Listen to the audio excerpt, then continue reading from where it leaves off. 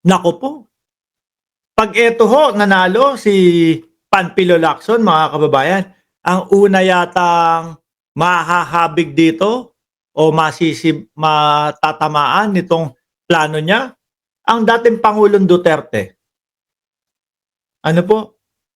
Ang dating Pangulong Duterte, mga bossing. At ang Inday Sara Duterte. Ano daw po ang gustong isulong ni upcoming Senator Panfilo Lacson? Pangilan si Lacson?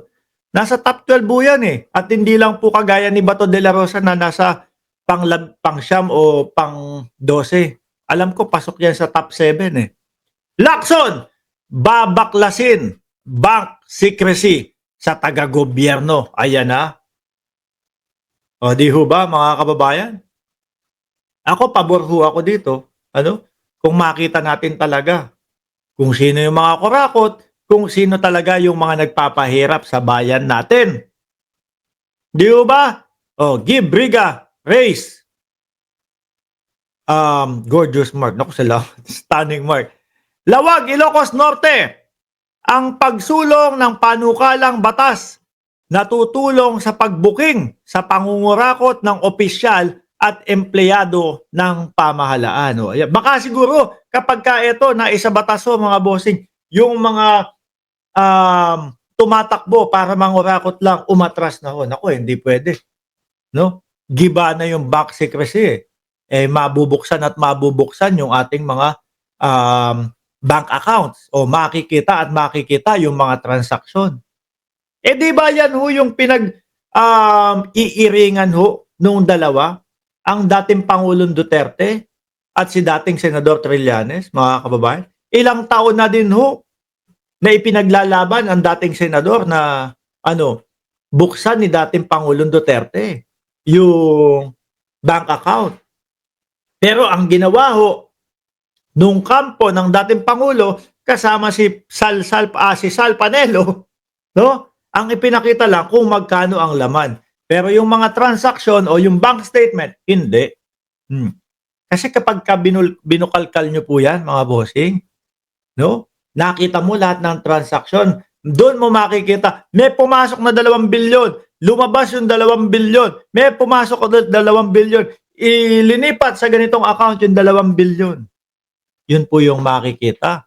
At yun po yung sinasabi ng dating Senador Trillanes, mga kababayan, na buong statement ng bank. Kaso ayaw hong pumayag ng dating Pangulo. Nabwisit pa nga ako, di ba? Babatuhin ng mic si Senador Trillanes. Tsaka halata ho no? Halata po na talagang wala, ang dating Pangulo, hindi siya ready na ipakita yung kanyang bank account. Bakit ho? Di ba nagbanta sila kasama si Panelo? Sabi nila kakasuha si Trillanes. Hindi naman natutuloy eh. Hanggang ngayon ho, wala pa din mga kababayan. Hanggang ngayon po nakanganga si Mark Ramos. Kailan kaya nila kakasuhan ng libel si Trillanes? Di ba?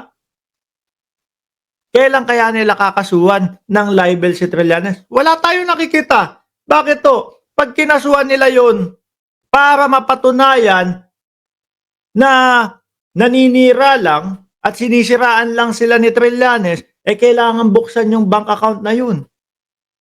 Yari. Di ba?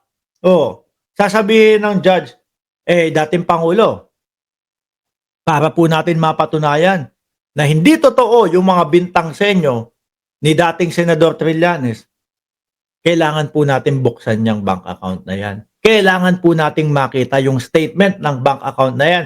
Kung ano po yung mga naging transaksyon dyan sa bank account na yan.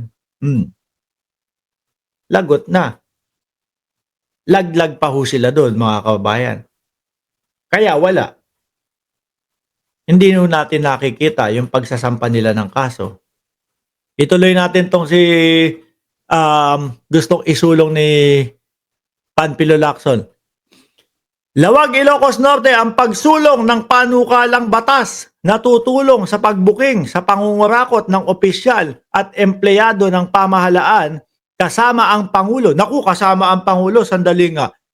Nasaan ba yung mga ano, nasaan yung mga senador ng Pangulo? Nakita ko, nandiyan ba si Lacson? Nakita ko, alam ko, nakita ko si Lacson eh. Nandoon sa bagong alyansa si Lacson, kung di ho ako nagkakamali. Comment nyo nga dyan, kasama ba si Lacson? Kasi kung kasama dyan, hindi natatakot ang ating Pangulo. Diyan sa plano ni Lacson, mga kababayan. Bakit? Isasama ko to, tapos sasama palang investigahan yung bank account ko. Diba? Oh. Hindi natatakot ang ating Pangulo. Kung maaprobahan man yan,